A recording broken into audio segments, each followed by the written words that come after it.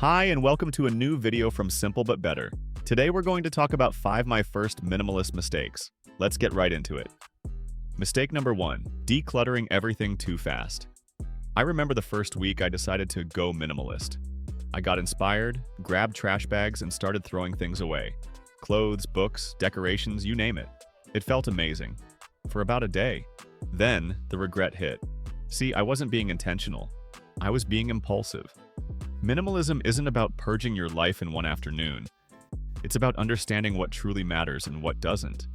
Studies even show that making too many decisions at once leads to decision fatigue, which increases anxiety instead of reducing it. And that's exactly what happened. I burned out fast. So here's the lesson. Take it slow. Start small. Don't aim to have an Instagram-perfect minimalist home overnight. Ask yourself why you're letting go, not just what you're letting go of. Mistake number 2, thinking minimalism means having nothing.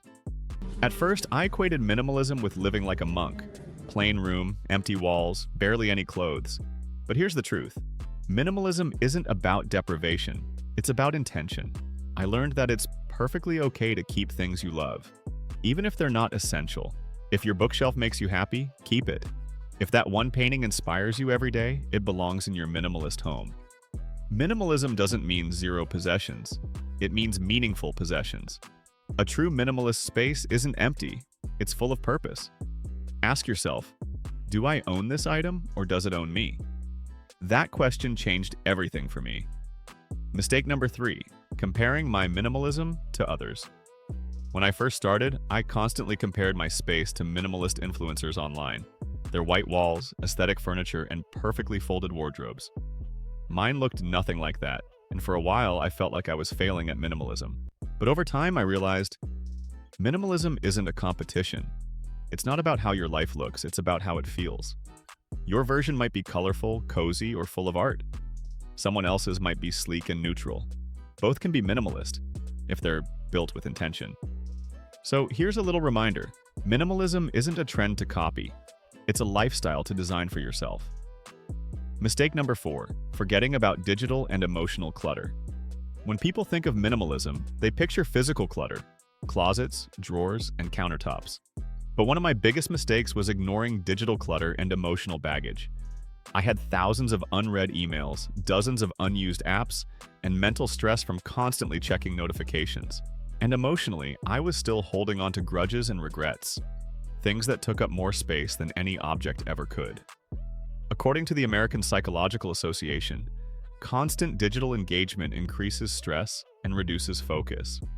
That hit home for me, so I started deleting apps, unsubscribing from junk, and most importantly, forgiving old situations that no longer served me.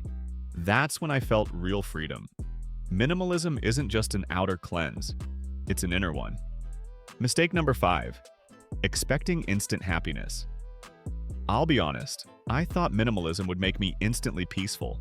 I imagined decluttering would fix all my stress overnight. Yes, clearing space brought calm. But true contentment came from changing how I think, not just how I live. Minimalism creates the environment for happiness, but you still have to do the inner work. And that's where I slipped. I decluttered my surroundings, but didn't declutter my habits, thoughts, or expectations. It took time to realize that minimalism isn't a destination, it's a daily practice. Ask yourself, am I using minimalism as an escape or as a tool for growth? The answer makes all the difference. Mistake number 6, getting rid of sentimental items too soon. One of my biggest regrets was donating things I wasn't ready to part with. Old letters, photos, and gifts that actually meant something. I was so focused on being minimal that I ignored my emotions. Minimalism shouldn't feel like loss. It should feel like alignment. If something truly brings you joy or tells your story, it belongs with you. Now, I follow this rule. If I'm unsure, I wait. I revisit it later when I'm emotionally ready. Because minimalism done right is thoughtful, not ruthless. Mistake number 7, forgetting the why behind it all. Somewhere in my early journey, I got lost in the process, organizing, decluttering, simplifying, and forgot why I started in the first place. I was chasing minimalism for the aesthetic, not the meaning. But the truth is, minimalism isn't about looking minimal. It's about feeling free. It's about time, peace, clarity, and purpose.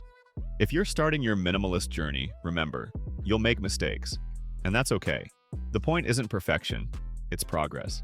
You'll learn what matters most to you, what you can live without, and what truly brings you joy. Every wrong step teaches you something valuable. So, what about you? Which of these mistakes have you made, or are you trying to avoid? Lessons and mindset shifts to help you simplify your space, your mind, and your life. Because minimalism isn't about less, it's about living more intentionally. Thanks for watching, and don't forget to click the subscribe button.